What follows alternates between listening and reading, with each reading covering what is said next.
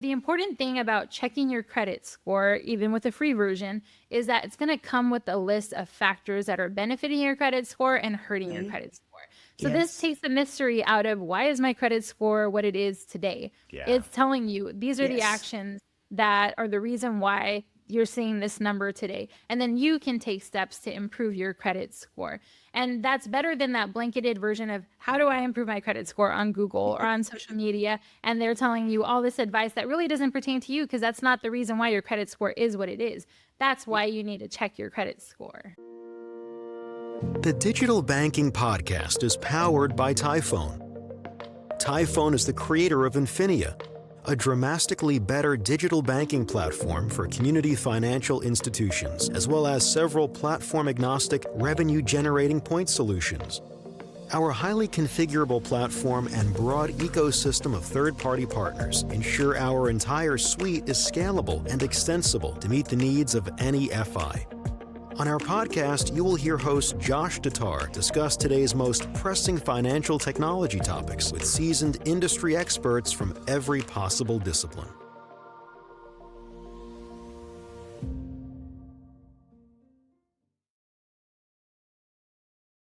You know, your podcast hasn't officially made it until there's ads in it. But this is one you're not going to want to skip past. And, well, if you do, feel free to hit that fast forward 15 seconds button twice. Ever wonder what gives me my energy and enthusiasm during these podcasts? You know, outside of my relentless desire to learn about, connect, share, and build up community FIs and their mission to support the communities they serve? It's coffee, and lots of it. Now, you want to know what's better than your regular old coffee? How about donating $5 to the Children's Miracle Network hospitals through Credit Unions for Kids every time you purchase high-quality, ethically sourced coffee that also provides living wages to coffee farmers? So if you want to listen to this episode with epic levels of caffeine-induced focus and help kids in need, head to javaforkids.org to learn more and buy a bag or 10. Thanks. Welcome to another episode of the Digital Banking Podcast.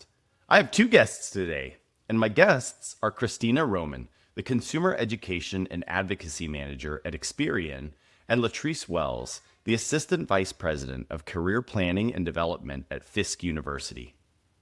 I even told these ladies a minute ago, this might have been the best podcast I could have ever scheduled for a Friday morning, because it's going to be so easy for me.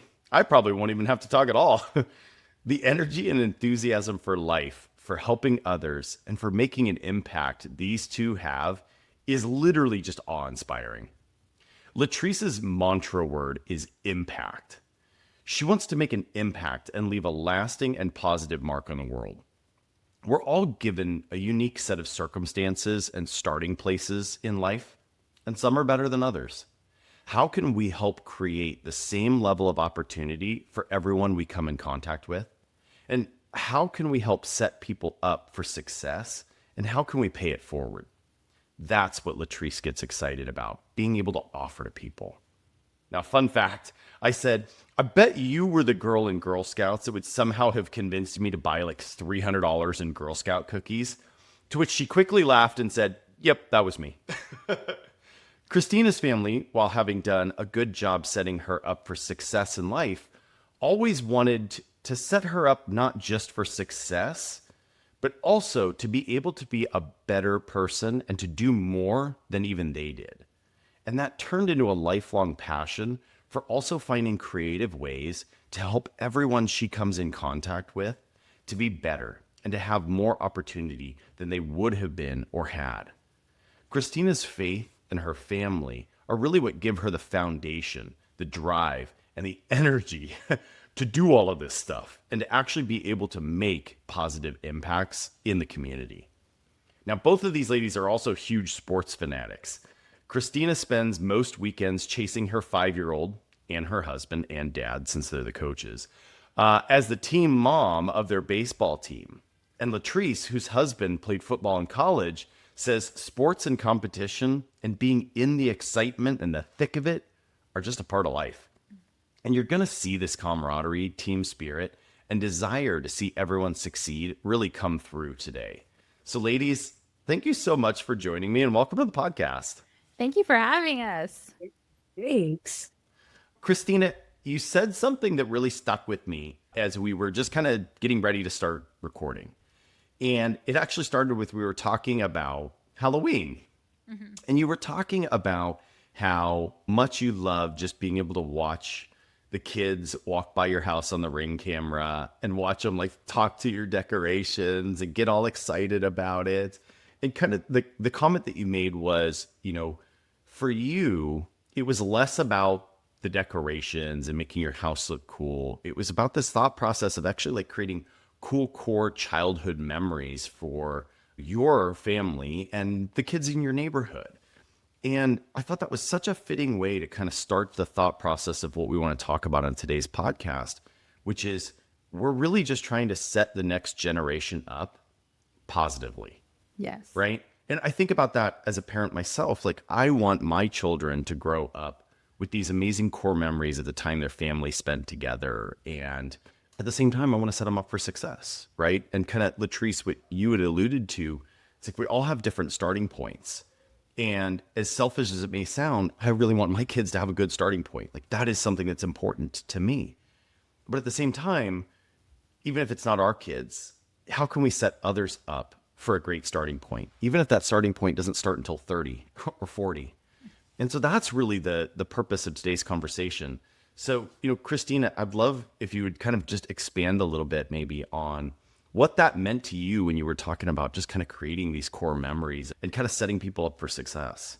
Yeah, I think it's always been for me, one thing my dad always taught me is the importance of giving back to your community. And so growing up, my mom, she would decorate our house and, it looked really, really cool and sweet. She did it for every holiday though, Halloween, Christmas, Thanksgiving. I always felt like that was my favorite time of year because everything was so festive. Even outside in the city, they put up lights on a lot of the buildings, and those are memories that I have. And so that's something I carried with me, was the importance of giving back to the community however you can. And sometimes that's just decorating your house and, creating an experience so that when families are going on their walks, they have something exciting that they're looking forward to. We know that they're going to make a trip up our block because they see our Nightmare Before Christmas decorations from the corner. So the kids are like, I want to go that way. And so that's that lasting memory. But carrying that throughout everything that I do, the work that I get to do as a consumer education and advocacy manager, making sure that the younger generation, every generation really, has access to financial knowledge and education that can help them to enter the credit ecosystem and use it as the tool that it's meant to be used as, so that they can achieve their overall goals. And then, hopefully then begin that life of creating lasting memories for themselves, for their families, and get set off on that right foot, right? And I love that I get to do this. Experian is all about financial power for all and empowering the community. And so this is a really neat way that I get to make my little stamp and hopefully change people's lives for the better. I want to come back to how you kind of got started in doing the social media for Experian, because I think that's a super interesting story. But before we do, Latreace, kind of in that same vein, you were talking about, we all have different starting points in life. And at the end of the day, if we do things right, we should give everybody at least an equal opportunity of an outcome, right? But sometimes it's a lot harder depending on that starting point. And sometimes that starting point starts, like I said, even later in life, right? Like maybe you had a good starting point, but then something else happened and brought you back to a different starting point. And that's just kind of the evolution of our lives as humans. And that's something that you become really passionate about is, yes, even trying to impact people in the early days. And I think that's how you got connected with Christina and stuff. But at the same time, like working with the university, I mean, you're meeting people well into their quote unquote starting point of life. So how do you kind of think about what it means to be able to like create good, positive memories and create good, positive, like habits for people at that stage?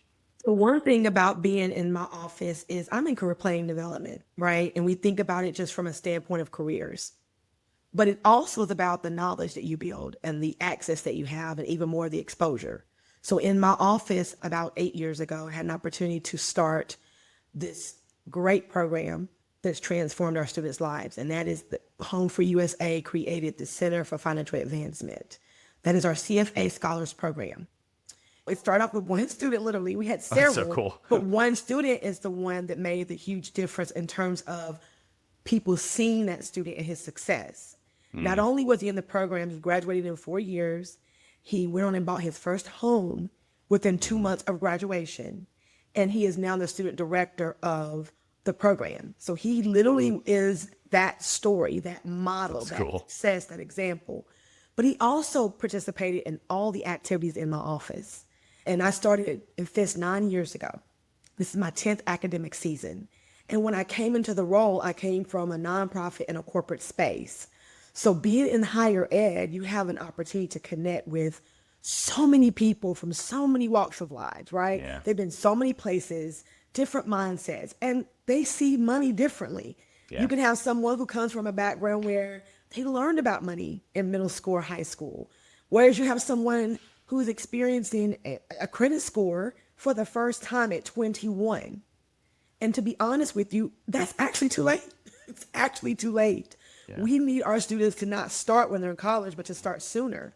And I think that's where the Experian piece comes in for us, because now you have access and exposure to these things that these students between 18 and 22 can see differently, because now they have access. And if you're a student who is from a different country who attends our university, you don't even have to worry about credit scores, right?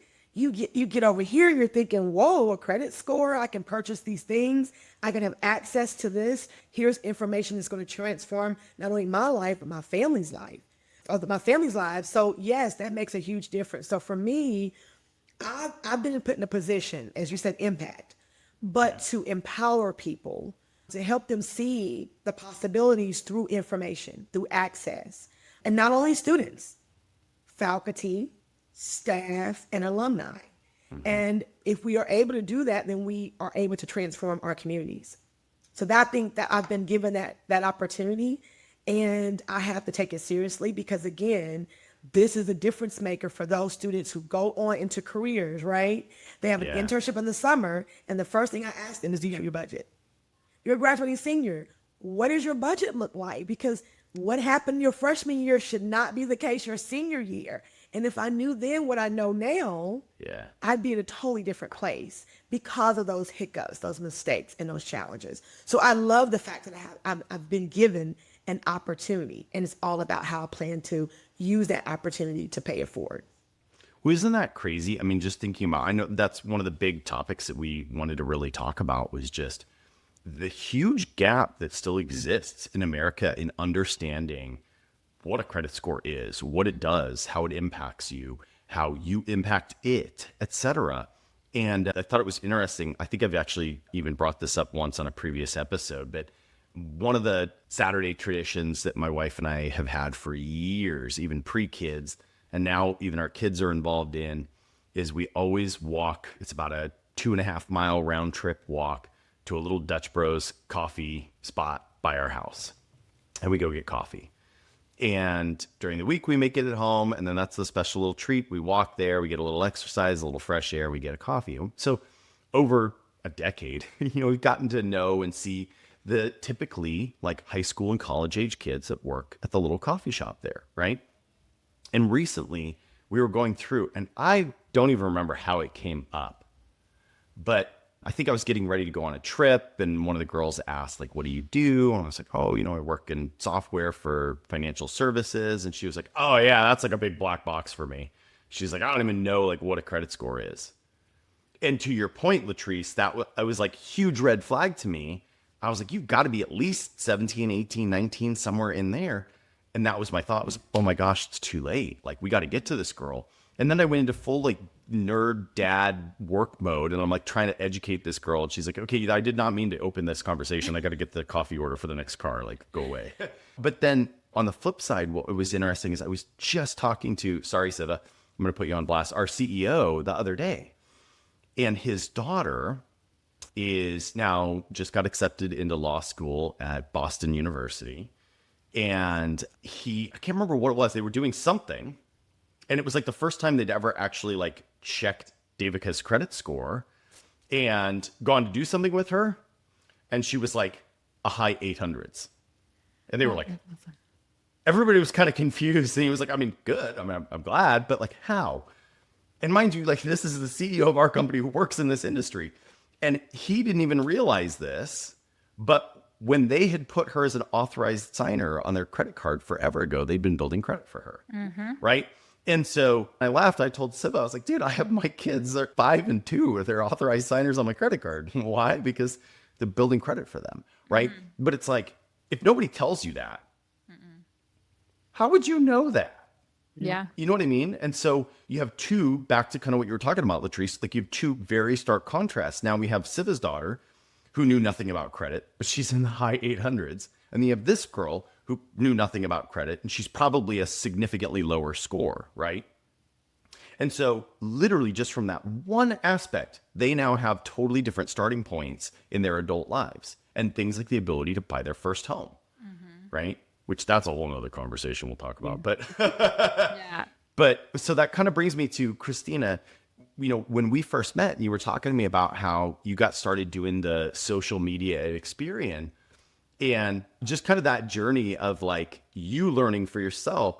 I don't want to ruin it. Like, you got to tell the story.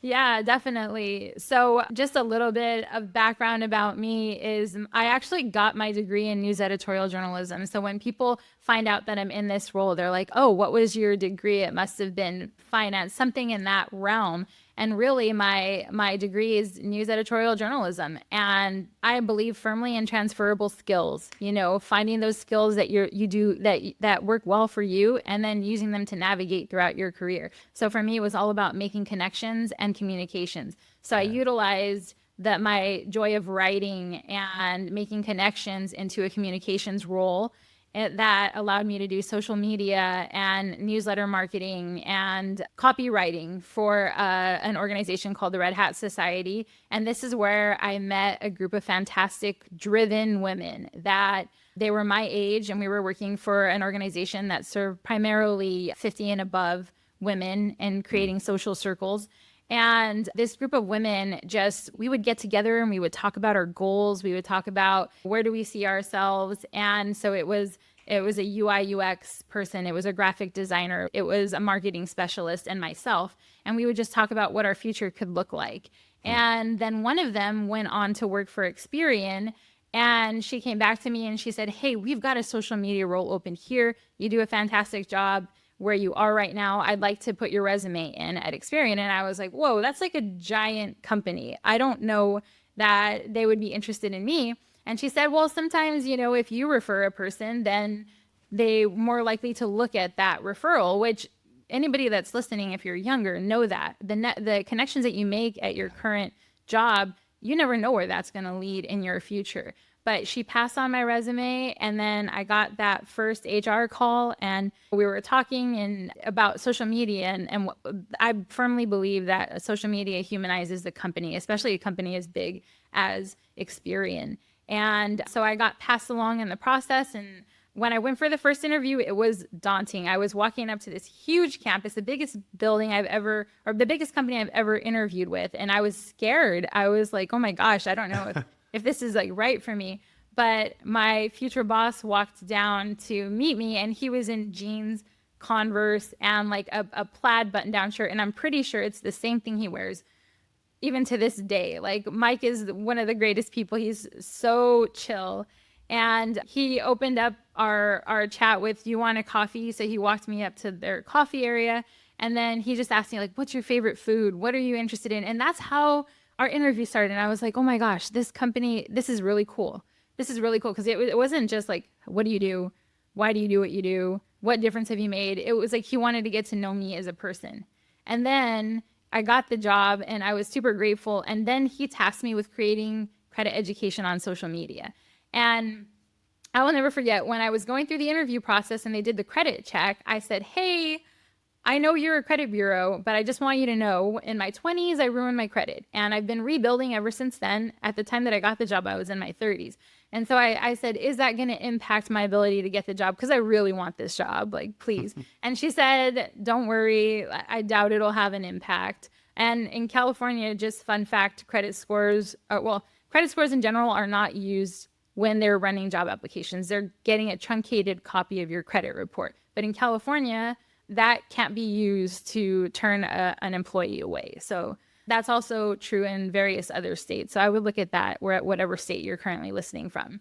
So that was what I had to tell the HR person. It was really uncomfortable for me to share that. So when my boss tasked me with creating credit education on social media, I told him, Mike, I'm really excited to be here and I'm really excited to do social media, but I want you to know that I ruined my credit in my 20s. I don't know that I'm the best person to be creating credit education for other people on social media. And he reassured me that it was perfectly fine, that he thought actually that made me a better candidate to be doing this because I have come from the position of having to dig myself out of the trenches as far as credit. And I had already begun the financial learning that I needed to do to begin to rebuild my credit. And so he told me, I'm going to connect you with all of the resources that we have here. And then I want you to create credit education from those resources. And then he connected me with my current team, the Consumer Education and Advocacy team. It was 2 people, Rod Griffin and Jennifer White.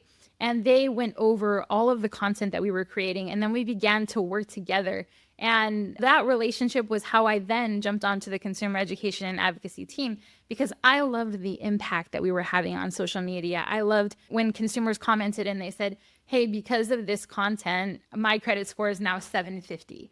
And so I was like, yes, we're actually making a difference. And that was a cool thing about being on social media is you're connecting directly with the community and you can hear from them. So they're commenting right back to you, their feedback on your content. And I loved that. One of the things we did was we put my boss on, at the time Periscope was really popular. So we put him on Periscope and we just sat him down and we said, let's test this out. Let's see if anybody asks you credit questions. And that was a wildly popular campaign for us. We would have hundreds of questions come in a half-hour segment. And so I was in the background taking down all of the questions so that if Rod didn't get to them, at least we could create content based on those questions. So we didn't have to guess what people wanted to learn. We actually had them right in the chat asking their burning credit questions. So that was kind of how I ended up at Experian and got started in this role and how I ended up where I am now and why I'm super passionate about it. I've brought this up a few times on the podcast. This is something that actually really and truly terrifies me about kind of where we are headed in terms of financial education, especially for our young adults, is the amount of garbage that I see on social media. Yes. It's terrifying. And I was even reading an article recently about how a bunch of these young influencer kids, you can through Enterprise Rent-A-Car and their fancy division, you can rent a Lamborghini, right? It's a couple $100. And maybe they only rent it for a couple of hours. They go drive it in front of somebody else's house. And then they shoot a bunch of content saying, if you follow me, if you listen to my advice, you can own a Lamborghini like me. You can live in a house like this like me. I bought this at 22. None of it's theirs. No. None of it's real. And none of this advice is any good. Yes. Right? I mean, I watched one recently that was some Instagram reel of some kid talking about, how to do all these crazy trades with crypto. And it was his foolproof way to beat the system and all this. And I'm watching him that's wrong. That's illegal. That doesn't actually work like that. I was like, this is terrifying. I see that myself on social media. And we actually just did a survey on financial misinformation on social media, or just financial misinformation in general. And 94% of consumers are fearful about financial misinformation because there's so much out there and there's no control over who's sharing this information. And we found, I think it was 43% of consumers had made a financial mistake based on that misinformation that they had received online. Sometimes it was $500 to $1,000 mistake. So that's why we tried to be there. We tried to be that trusted resource that say, hey, you're hearing this from the Bureau. You're hearing this from the people that vetted what I was putting on social media had been with Experian already for 20 years. They had already been in the industry trying to provide financial education. So we were trying to kind of combat that with putting this information out there from a trusted resource. Yeah. And I think what you said, I think is so important. Like, that's what's scary, is that there's no vetting process. Like, I could literally upload a video today of horrific financial advice and it could go viral and that's it. And Yeah. there's no stopping it. There's no policing it. Right. And Latreace, I've got to imagine that has got to be absolutely terrifyingly prevalent on the college campus, right? Like, that is that perfect target demographic, because you think about it too, right? If I'm sitting there like struggling, thinking, oh my gosh, like I'm gonna have to take out another student loan. How's this gonna work? I can't pay my rent. And then all of a sudden I see some TikTok video that guarantees I can make 10 grand this weekend doing this. You're going to do it. You're gonna do it. You're going That's to do so it. scary. But years ago, when I first started college, you remember that they used to have credit card companies show up. I don't know if they did it. You remember that? So I remember I went to Florida A&M University my freshman year of college. So I left Knoxville, Tennessee, and went across the country. And one of the first things I saw on the campus was these people out here. They said, hey, open up a credit card and you get this nice gift. Now, what didn't register was that you're opening up a credit card that you're going to spend all this money on for this little bitty gift that they're giving you to entice you. I mean, this, whatever it is. And so I was one of those students, like Christina said, in your 20s.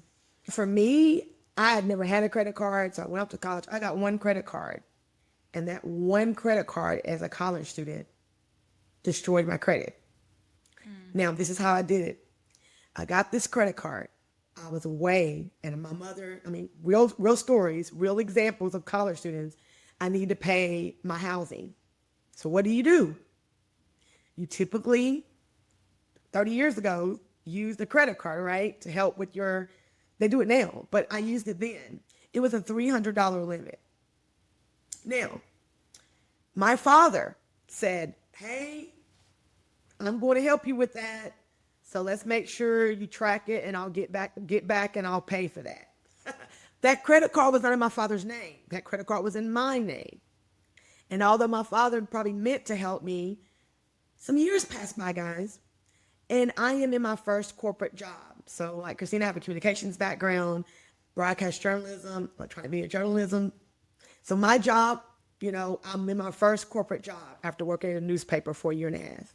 I'm in community relations. I get a phone call. It's about this credit card. This credit card, guys, that I used one time. Out of sight, out of mind. I literally transferred from Florida A&M to Middle Tennessee State University in Murfreesboro, Tennessee, finished up my degree, worked, and then all of a sudden this credit card pops up. The interest rate on the credit card was outrageous. That a $300 limit went to, I think I was paying maybe $1,500, because remember, it's adding up. And so at that point, I get a phone call, and Christina's right. When it comes to credit, this day and age, this stuff can pop up, especially if you're in certain levels and you're moving into these positions where they're looking at how you manage money, because you're managing multiple budgets and, events and resources within that department. So I get this information and I have to pay it off, right? I have to pay it off. My credit score plummeted, 20s. I take this job in my early 30s in an electric co-op. They tell me, hey, we saw something on your credit. And by the way, I pay that off. But like Christina said, it's there. Now, I am managing like 3 budgets. I am planning big events for the members. And then I'm doing community relations and employee volunteerism. Now, they told me that it wouldn't affect me, and it didn't. But I had to work on repair mode, to ensure that one mistake of just not paying attention, whatever, and expecting a parent to help with a credit card that was in my name, which is accountability, responsibility, maturity. And so being on a college campus, you have to be mindful that when you get on the college campus, they may not have the credit card companies out there like they did before. But guess what replaces it? Social media. Social media replaces what we used to have, where people saying, hey, here's an opportunity to get this, take out more money on your student loans, they help you pay for this and pay for that. Now, we have social media and we have social media influencers, and they literally drive the conversations for those 18 and I dare say 30-year-olds, because what they're doing, you want to do because you see automatic success, but you don't have anyone telling you, like Christina said, you don't have anyone telling you this is false. This is not accurate. You made a point about driving nice cars. Yes, a person can go out and rent a car for show, and you would never know that it was for show. But again, we have to figure out how to combat these things. And on my college campus, that is why this program exists. It's not just the students who are scholars in a financial literacy program, but it's about what they're charged to do as financial literacy ambassadors. And so when you have those partners who want to come on campus and work with you, and they're all about you receiving the correct and accurate information, then you're changing the narrative. You're telling a different story on, we are all about financial literacy empowerment. It's basically a movement. It's not a moment, it's a movement.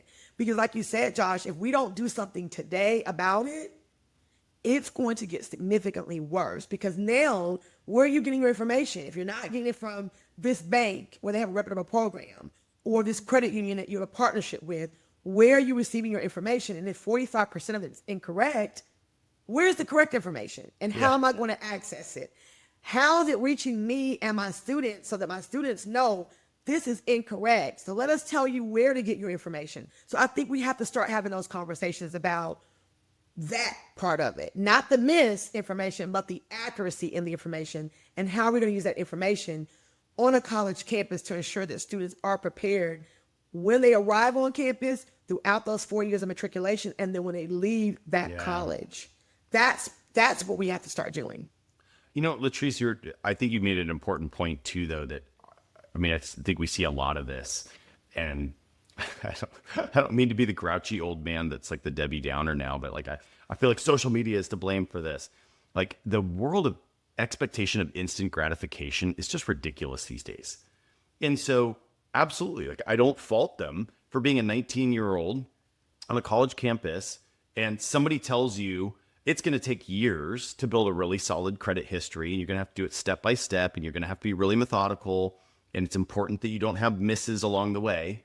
And then some influencer comes on and goes, yeah, that lady's crazy. You don't have to do any of that. Follow my 5-step program, and in a week you can buy a Lamborghini. Like, that sounds way better. No offense, Christina, but your advice sounds sucky. Like, this guy sounds great.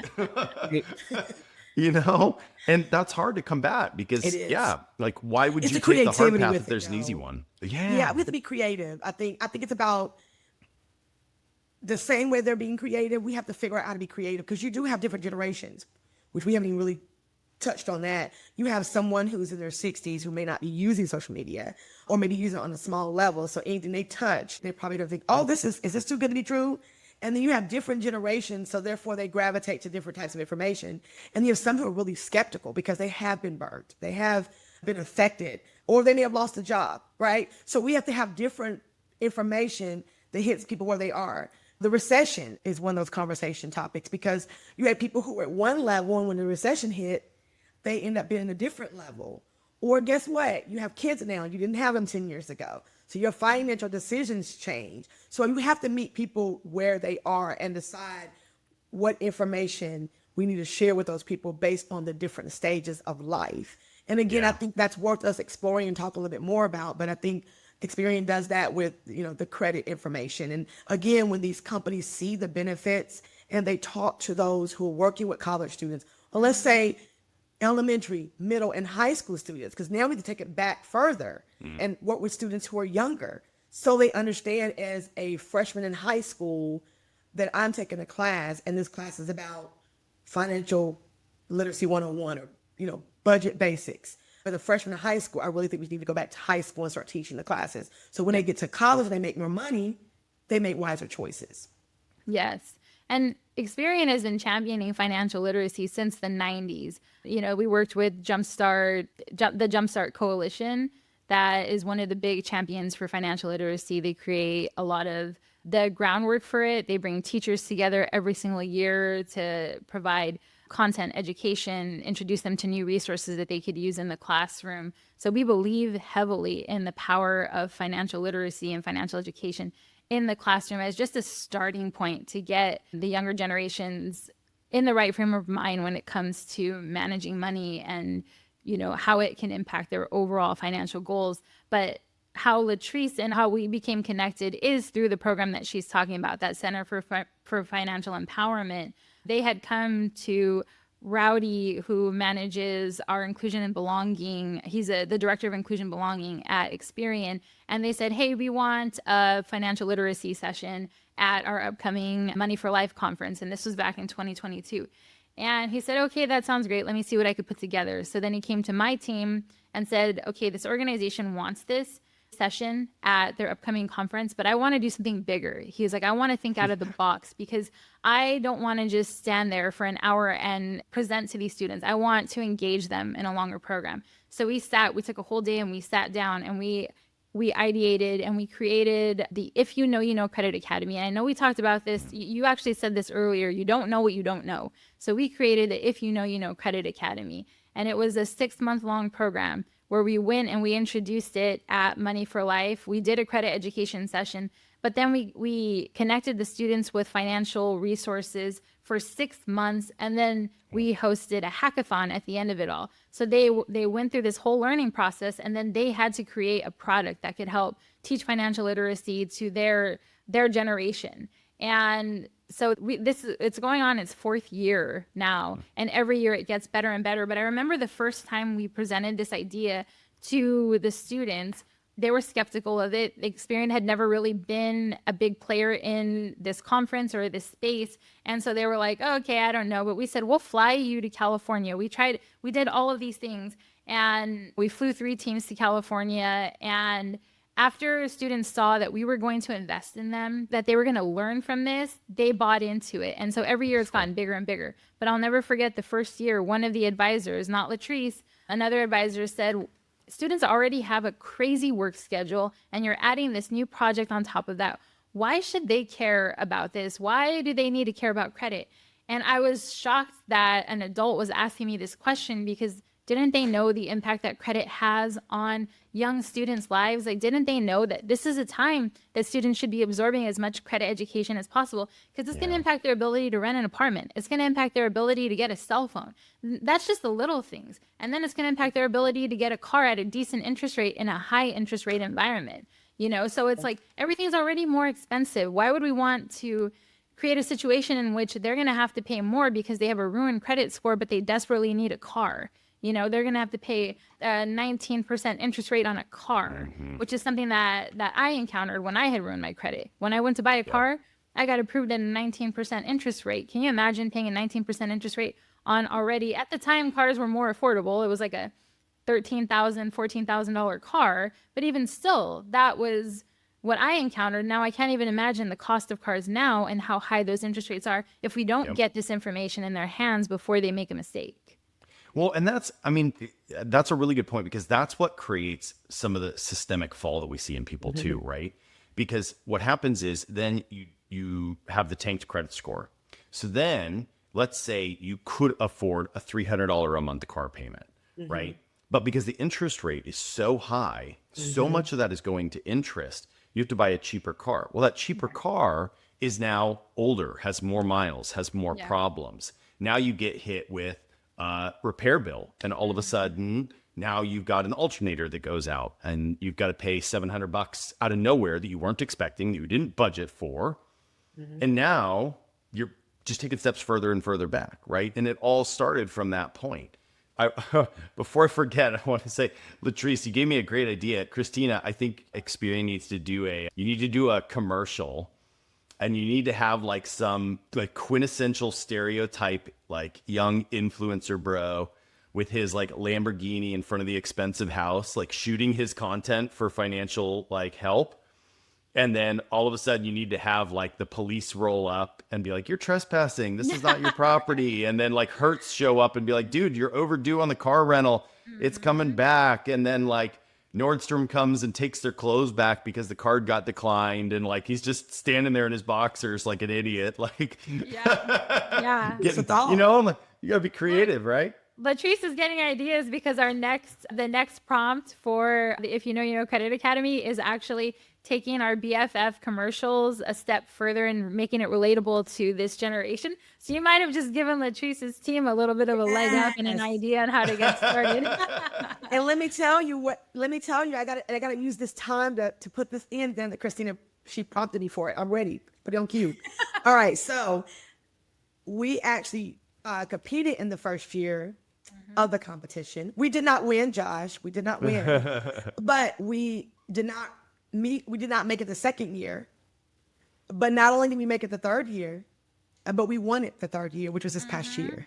Yeah. So that's awesome. kind of Congrats. how Super this cool. thing comes all together, because it has become a big deal. This partnership, the creative ideas, the students take it very seriously because they recognize someone is asking us to come up with really creative ideas and work together. You have computer science students, you have business students.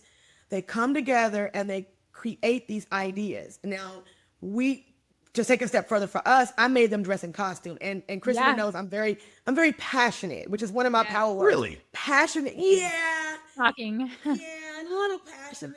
I'm very energetic, a little dramatic with a minor in drama and speech. So go figure. But I think that helps when it comes to connecting with the students, because they recognize that I am all in it if they're in it, and I'm going to meet them where they are. But at the end of the day, I'm going to give 100% when I know that they have some skin in the game. Yeah. And they worked long hours. They had a whole Pink Panther idea with their and with the setup, and we had everything from an investigative Mr. Gadget type look to help you solve your own financial problems. And so they did a really good job. And we're losing those seniors who have been with our program for 4 years, which is another plus. Students who come into the CFA program start their freshman year on average, and they stay all 4 years. Now that means you're always trying to make sure that you are not only doing this for yourself, but you're actually passing that information on. And we've had our second student who graduated valedictorian. She was the president of the CFA Scholars Program. She bought her house within 3 months of graduation. So now that we started this process, my concern is, how do we keep up with all the great things that are happening within our campus, on our campus? We are telling a story. We're telling a very different story today than we told 8 years ago when this program started.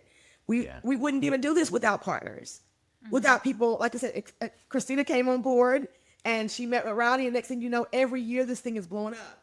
But Josh, honestly, this is a great opportunity, like you said, to take the information, use this particular format to talk about things that are happening, but then also challenge those groups, those organizations, to say, how do we partner? Figure out in your backyard which organizations or schools or universities could use your help, because there's some underserved communities out here. Yeah. There are some universities, like I said, I'm at an HBCU. There are students who are coming here from small towns, large cities, rural areas, urban areas, and outside the country. And they're looking for ways to be better, not just academically, but personally, professionally.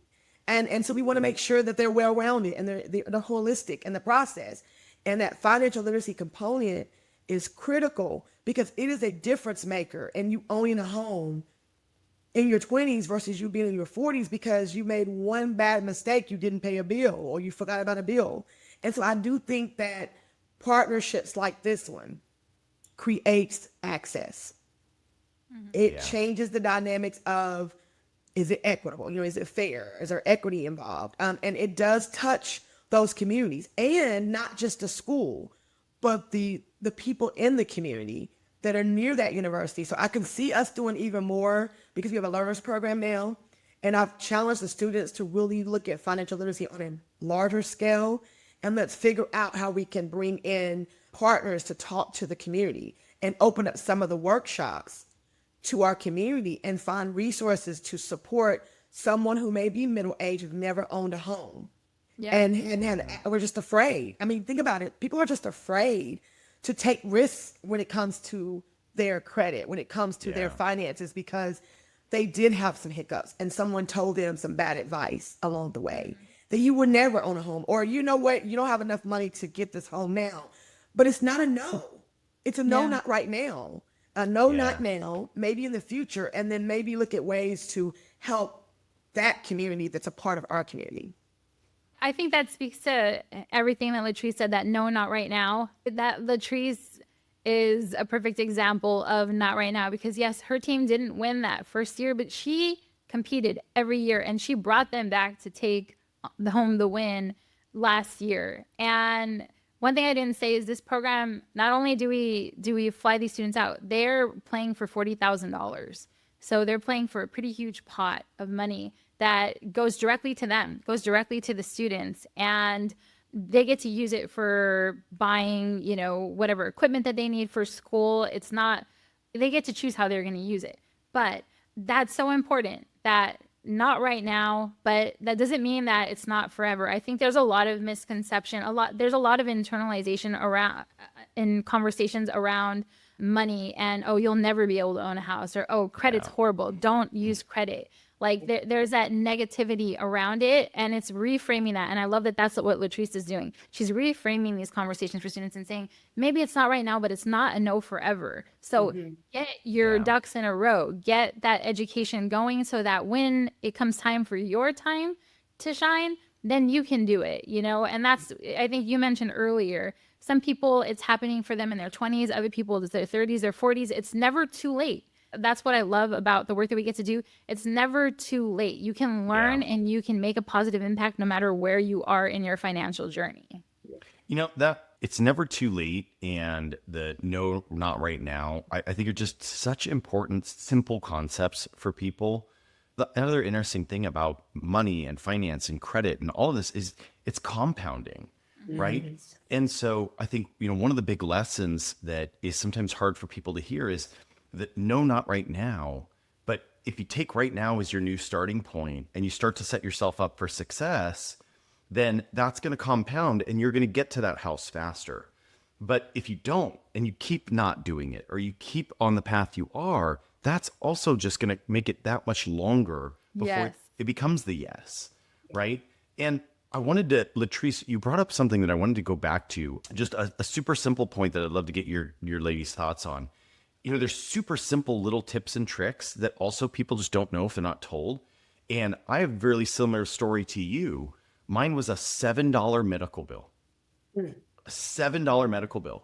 And I had ruined my credit in like my 18, 19 years.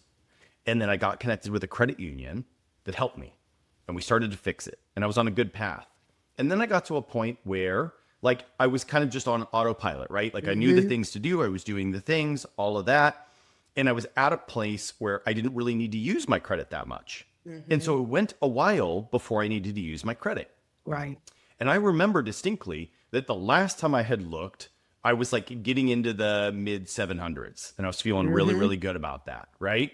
And so when I went to use my credit again, I was like, I've got to be getting close to 800 by now. Right. I was super excited. And I went to check, and it was in the 600s. And I was like, what happened? I've been doing everything right. So I had moved, and a medical bill got sent to my old house. And then I never went back to that doctor because I moved. I never heard from them. They kept sending mail to that old address. Right. Never got it. It was $7. And the only way I found out about it was that. And I called them up. I settled the bill. And I was like, man, do you guys not think that you should have called me? $7. I can understand me maybe trying to run away from a couple grand. But $7 I could have found. Yeah. Right? And so the point I'm trying to make is similar to yours. One of the other simple things is just monitor your credit. Yes. Monitor your credit. That's key. At the very least, I would have noticed the missed payment or the late payment. Yes. Right? Yes. Yeah. Can I say that right there? You just hit a nerve, Josh. You just hit a nerve. Listen. That is I think that's one of the biggest points. I think if we knew now today, there's so many opportunities. You have your Credit Karma, you have all these. I have Experian where I literally go in every month. I get alerts. I get all these different alerts on how to, look at the opportunity to increase your score. What can you do? Why is your score this score right now? What are the things affecting your score? I've had it for years, and I pay a monthly fee. Now, let me say this. I pay a monthly fee because I think a low fee to help me stay on target is very, very easy to do for me. It's priceless for me because it lets me know and I stay current. Every month I know what the credit score looks like, and every 90 days I know what the 3 credit scores look like, especially when you're purchasing a home. A few years ago we went from one home to another, and again, like you said, I didn't have to worry about monitoring it because I already created a process 15 years ago to say, okay, these are resources. But I'm telling you, the collections piece of the medical bills, people don't realize a medical bill will affect you more than a credit card bill, because a $7 or even $100 bill that you didn't receive in your hand and no one called you about it means that now your score dipped 100 plus points. It is hard to go back to that score overnight. It takes a considerate amount of time. It's not an overnight thing you can do unless you're paying off a bunch of bills. If you don't have them, it's one late payment can bring your score down 30 to 50 points, depending on which credit card it is and what the limit is. So I think that credit monitoring is very critical. People should check their credit scores every 30 days because life is happening. I mean, your life is happening, and things you need credit. Like you said, we're autopilot. So 5 years passes by, and it was this score, and I've been doing everything right, and you didn't realize that something hit your credit score, but you didn't take that small moment to check it either. So credit monitoring needs to be a thing that we talk about more for the older, seasoned people, because they get comfortable in life, and then the child goes to college, or this child needs a student loan, and you're like, okay, where am I with student loans? Because did I get that? I'm just thinking about it. You don't think about it. Student loans is another thing, which is why that credit counseling your senior year is important, because you're going to add an extra bill to your plate. And if you're going to graduate school and you continue your education, guess what? All this debt is going to incur, and you don't have a plan, and you're not working while you're in school. But guess what? It's waiting on you when you get out. So what's going to be your plan in the in-between time? So I think that these conversations are very critical. I'm a senior class advisor, so we do a financial literacy session for the students, and they have a mandatory session before they graduate. But in the spaces that I'm in, I try to make sure that all the programs in my office, I have an executive leadership program for freshmen and sophomores. I have an insurance banking program. I have a banking, and CFA. And so all those programs have financial literacy embedded within those programs, because I know from my mistake or what I didn't know, my goal is to ensure that no one else goes through those hiccups. I can eliminate the amount of hiccups that they experience just by having programs. Now, and I want to talk about the like just the changing world and stuff too. But I want to also just make a comment that may be a little bit risque, but I have this conversation with people a lot. When back to what you were saying, like it doesn't happen overnight to fix your credit. Yeah, it takes a long time to build, and you can wreck it overnight. And I've had a lot of people, are like, "Oh, that's unfair. That's the system gaming." I'm like, look, think about it this way: you can be a faithful spouse for 10 years. You cheat on them once, the trust is broken. Yeah. Right? And that's what we're doing here. We're saying, hey, you can trust that if you loan me money, I will pay it back. Yes. And you can do a great job of that. But if one day you're like, I'm not going to, then everybody else from that point forward is going to go, hey, maybe something changed for them. Yeah. Maybe they're no longer that trustworthy person. Right? Yeah. So yes, this does have an impact. You have to think about it that way. You're not just building your credit score, you're building kind of your, I guess, like social trust score. Yeah. Like this is saying, hey, I stand by my word. If I say that I'm going to borrow money from you, I'm going to pay it back, then I stand by that word. And that means something to people, right? Yeah. Can I make 2 points? Two quick points. Just touching on medical debt, only because I love that the system is always evolving, right?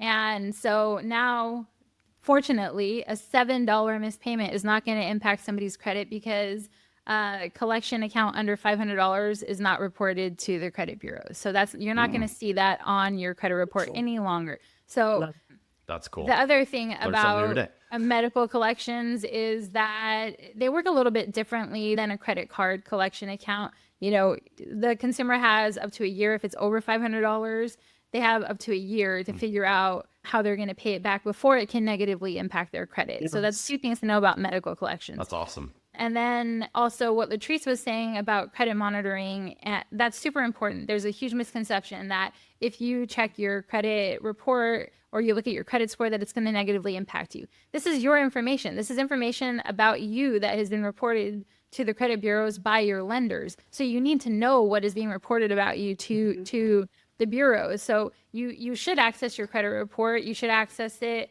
at least once a year, but we always recommend credit monitoring, to Latreace's point. Now, Experian offers free credit monitoring. You get access to your FICO score and your Experian credit report monthly. That's the free version. Latreace was saying that she pays for the premium version. Now, when you have a premium version, that's when you get access to a lot more financial tools like a credit simulator and a credit score planner. And that's what she was referring to. Like, if I do this, how is it going to impact my credit score? That's our simulator. Cool. Our planner is, hey, I want to buy a house in 12 months. How can I get my credit score where it needs to be? And we give you a couple of actionable steps. But the important thing about checking your credit score, even with the free version, is that it's going to come with a list of factors that are benefiting your credit score and hurting your credit score.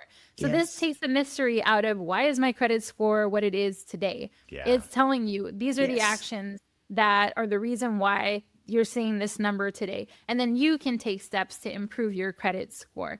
And that's better than that blanketed version of how do I improve my credit score on Google or on social media. And they're telling you all this advice that really doesn't pertain to you, because that's not the reason why your credit score is what it is. That's why you need to check your credit score. And Christine, I'm glad you brought that up, because you're right. There are different opportunities out there for you to pay for something extra that benefits you. And you don't have to. This was a choice that I made as a consumer because of my missteps, and that I wanted to be, in charge of what was happening and know that I could control it differently. But you're right. I know the rule of thumb is to tell people to check their credit score at least once a year, so they're not caught off guard in terms of this score being different today.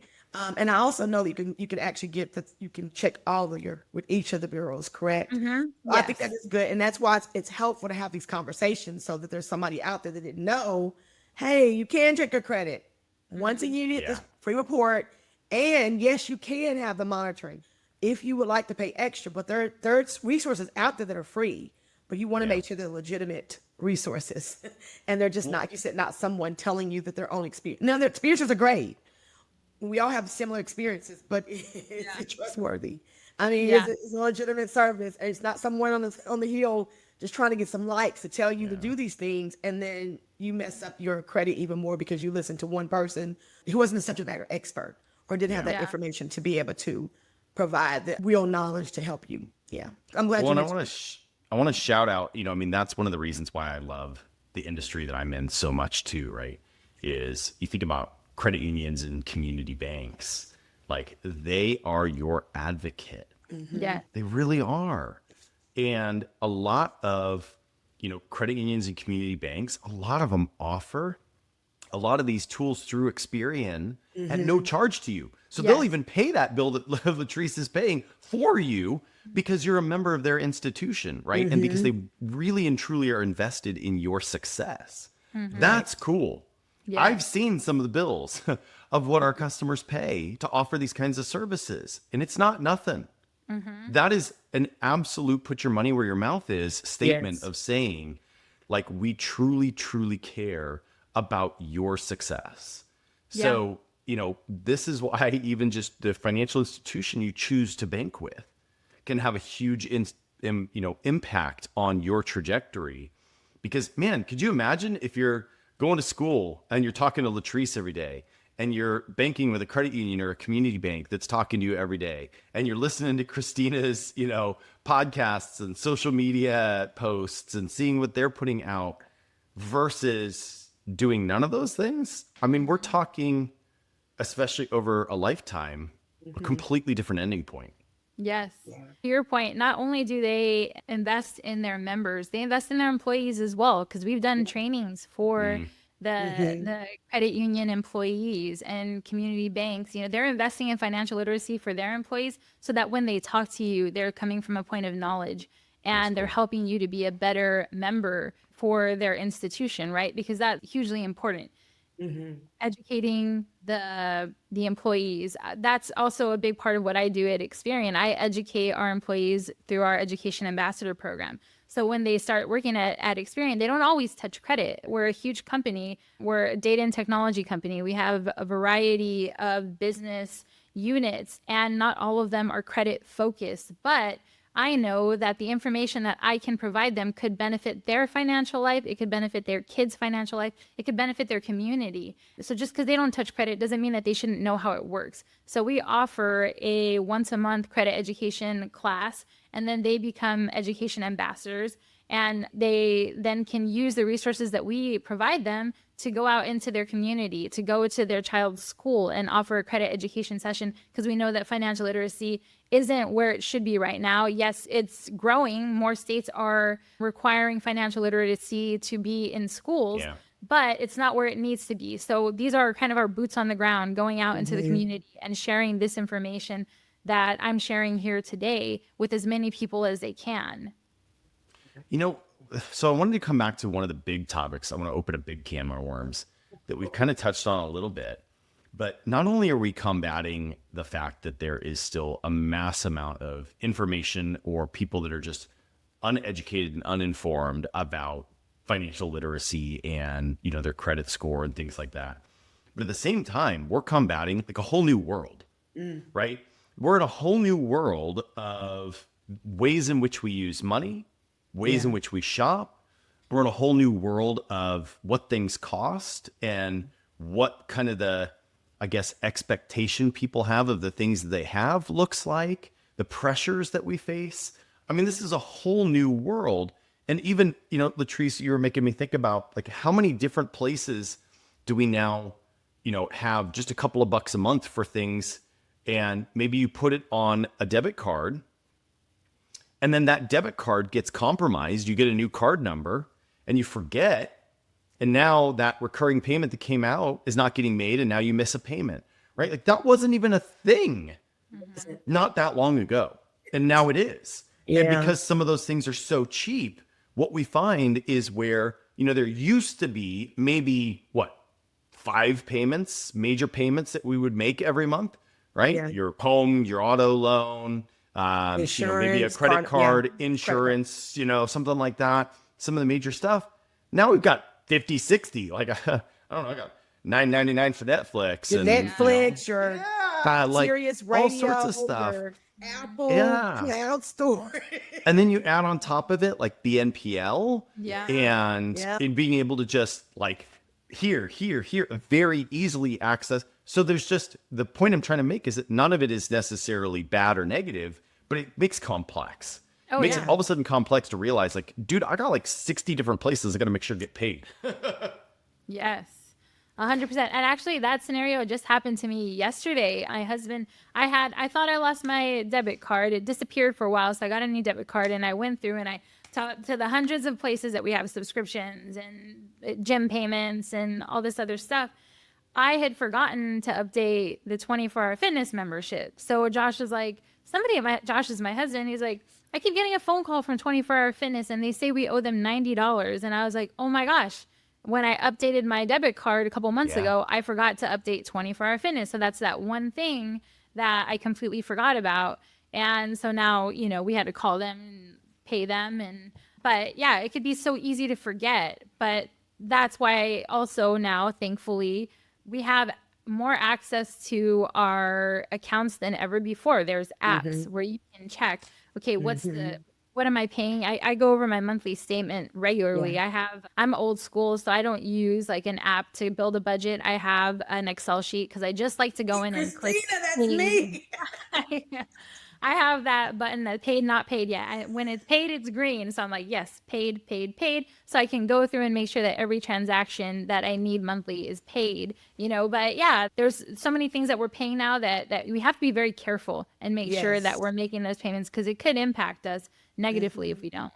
But yes, I'm a huge fan. You know, that's funny, Christina. So actually, I think in a couple of weeks, I'm recording an episode with a guest who started I don't want to call it budget because she'll slap my hand for it, but like a budgeting tool that's reimagined. Because the point is that you talk to a bunch of people, I'd like to think we're smart people. We work in this industry, and I'm with you. I manage all of our family's finances on a spreadsheet. Yes. Right? Like all of us revert back to a spreadsheet. So I'm like, somebody's got to solve it and just give us the more modern spreadsheet. Like stop trying to make it too creative. We just need a better spreadsheet. Like it's just Yes. Period. That's it. Because, people, again, you're dealing with generations. You're dealing with people who learned, go back to a checkbook. yeah. Talking about spreadsheets. Balancing a checkbook. We may have balanced a checkbook to the $0. And I used to, and to this day, I still do it. I have a notebook I carry around and I write down my expenses. So when I do my reconciliation, and I look where's money going? You mean I spent $15 at Starbucks? I'm not even a Starbucks drinker like that. I'm drinking Earl Grey London Falls. And then you look at how much money you spend and you're thinking, my goodness, we pay that much on coffee, Josh, it's I know. funny. Literally, it's Christina and I have our coffee. Hey, at least my coffee is Java for Kids coffee, and it goes to donate funds to CU for Kids. So I'm making a difference there. There you go. There you go. And just think about the expenses. Like you said, you forget, you change over a card. But Christina, you gave me a thought, and I feel like it's another way for us to stay on top of the different things that are happening. They're happening so rapidly with platforms, like you said, apps.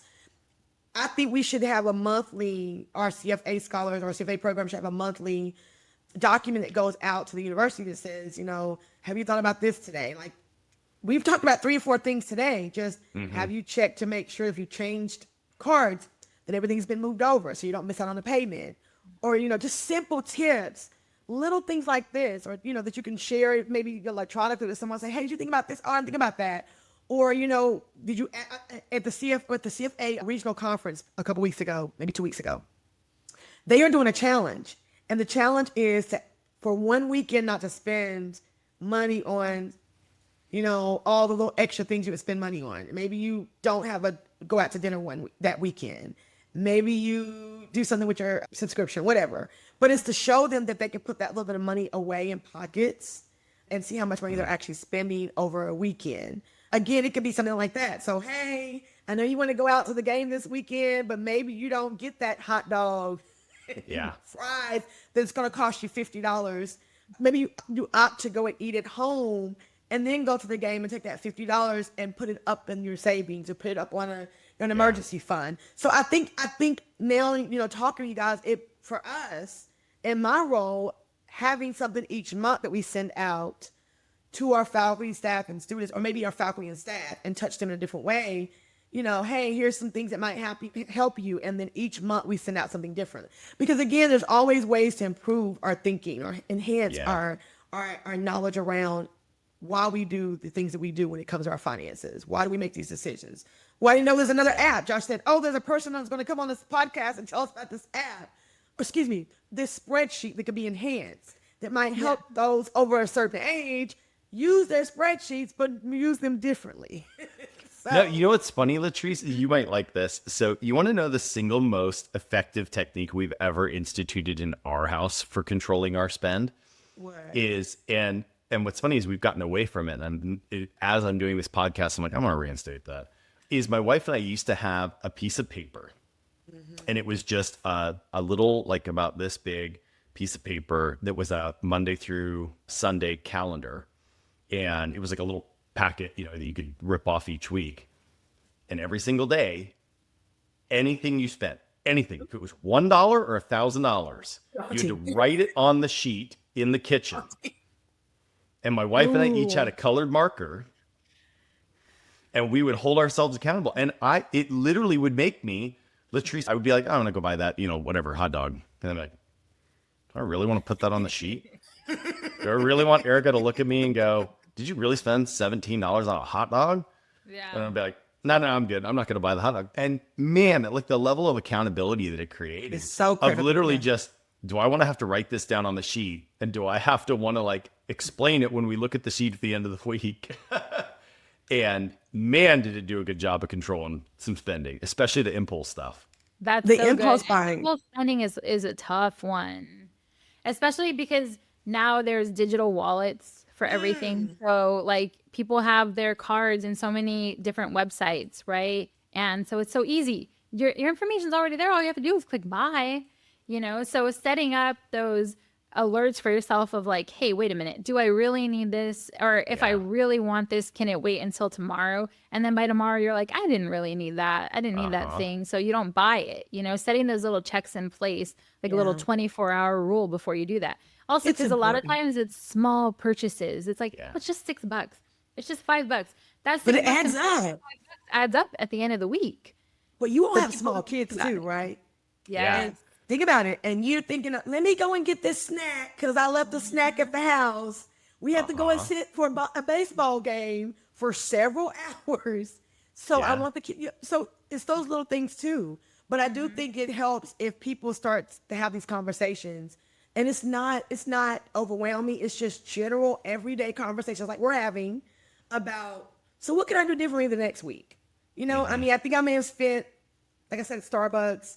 So I don't do Starbucks every day. I mean, it's a treat. If I do Starbucks on a Friday, I'm looking forward to, and again, I make my own Earl Grey tea at home, but it's something about that little Starbucks feel that, gives you pleasure. And that's my treat. But what did I give up? Because I know that I'm going to spend, so much money on that one treat. Is there something else I can give up? Well, I didn't eat out this week. So I didn't eat out, so I can have that. So I think it's about making wiser decisions or choices that help you with your financial journey, wherever that is, and to still not feel like you're being confined to a certain space because you can't spend money, but it's just making better decisions. Because no one wants to be restricted. It's like eating. Yeah. I mean, listen, I love my good meals. I'm a foodie. So you're restricting me on all levels. So let me just say this. If I've got my little allowance, and that's something that's hard for me because I give them to my husband. Thursday nights is our hangout night. We have our date night. Let's just hang out and just kind of, relax. He got back in last night for out of town all week and he wants to hang out.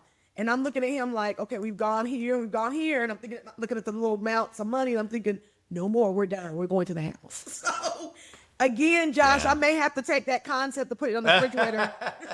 Well, I think you make another really important point, Latreace. And I think this is actually, if I might insert some of my own personal opinion, I actually think this is also one of the challenges that we face as a society is, money is a really big topic and it comes up because it gets seen in so many different ways, right? And the challenge is like, if you have 3 different friends and let's just use whatever super simple examples or something, right? And like one of them really likes nice cars and one of them really likes big homes and one of them likes really expensive clothes. And you're like, well, I need all 3 of those.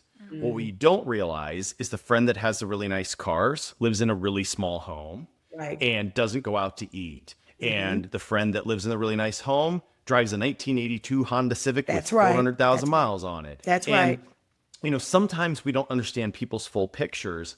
And then at the same time, I think we sometimes do a disservice to people and I think this is where a lot of the times when budgets come into play, we go wrong. So one of our senior solutions consultants, and I use ourselves as an example all the time of this, is a lot of times, like if he and I run ourselves through a lot of these budgeting tools, they tell Jimmy, he and Amanda, his wife, overspend significantly on dining out. And they tell my wife and I that we overspend on groceries. Jimmy and Amanda are dual income, no kids. Right. And they live crazy frugally. Drive old cars, like live in the same house for forever. They don't spend money anywhere except 2 places, clothes and food out. And that's their thing. They love to be able to go out multiple times a week, get dressed up for each other and go out to a nice meal. And they will scrimp on everything else. Jimmy will nickel and dime a $5 Netflix. Yeah. And then won't bat an eye spending $100 on sushi. Yeah. Right? On the flip side, my wife and I, we have 2 young kids. Going out to eat is just not in our cards right now. So we never go out to eat, but we want to have nice meals at home. Right? And so if we apply the same logic to the 2 of us, it's saying in different areas we're wrong. As opposed to kind of looking at the whole thing. And I think what's missed, and this is actually, so the guest that I have coming up, her whole philosophy is start with a question. So what does success look like to you? Right. Because to Jimmy, if I came to Jimmy and I said, Jimmy, what does financial success look like to you? he would say, well, for starters, like I want Amanda and I to retire. We want to be, we want to have a cushion, all of those things. But like when I ask him, Jimmy, where do you want to spend your money? He's going to go, I want to take Amanda out to $100 sushi date tonight. I'm like, great. How can we set that up into your plan? Right. But if then I create that plan for Jimmy and I try to apply it to my life, it doesn't work anymore. Well, it doesn't work that Right. way.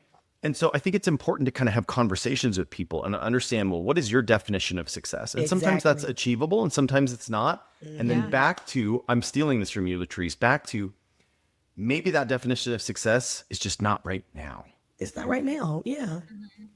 It's simple. Like we love to eat out, but even we know, good example, we used to eat out New Year's Eve. New Year's Eve was a big deal. And we found these really nice restaurants that had, 4-course, 5-course meals with the wine pairings. And we would eat out five times a year, our birthdays, our anniversary. And the sad thing is all this is at one time. Literally his birthday's in November, our anniversary's, his birthday's the 8th, our anniversary's the 16th. So that goes to tell you. Then we've got my birthday's 3 days before Christmas. Then you have New Year's and you have Valentine's Day. We had to prioritize because after 10 years of eating out and spending $400 or $500 on this really nice restaurant, for New Year's, and New Year's became like our anniversary thing because we wanted to sit down and talk about our success of the previous year, how we're doing, what wasn't so good, what did we learn, and it's just a great way to kind of go somewhere. But my husband finally said after 10 years, no, it's costing too much money. And then we tried it this past year and we did a lunch and y'all, it wasn't the same. Not the So I told same. my husband, it just wasn't the same. The lunch versus the dinner and getting ready. And we just decided, let's cut out the other meals and they're not a priority. We don't Let's need a prioritize big this. birthday unless it's a milestone. Valentine's Day, okay, we're not doing anything big. Anniversary and New Year's. And so we had to, not saying sacrifice, that's a strong word, but we had to compromise on what mattered to us right now. Yeah. We didn't say no. We just said, where do you want to spend your money? Because if you count up to 10 years of doing this, it started when we first got married, because we were together for years before we got married. When we first got married, let's do this. We did this last year, realized, let's cut it down and still have the experience, but be mindful of how much we're spending.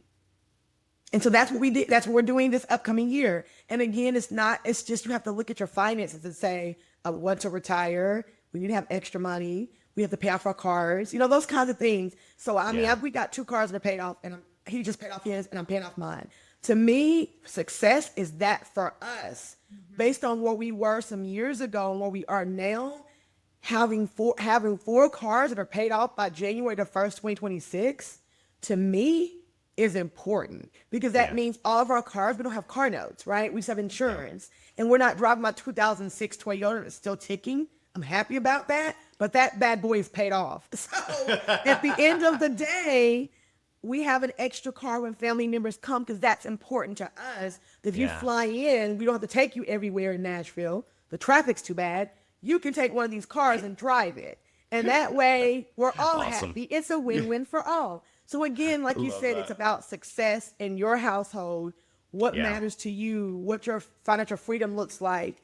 And it does mean for us having meals, having a date night, but also we recognize we have to prepare for rainy days and have a small emergency fund, and then all the things you need to have.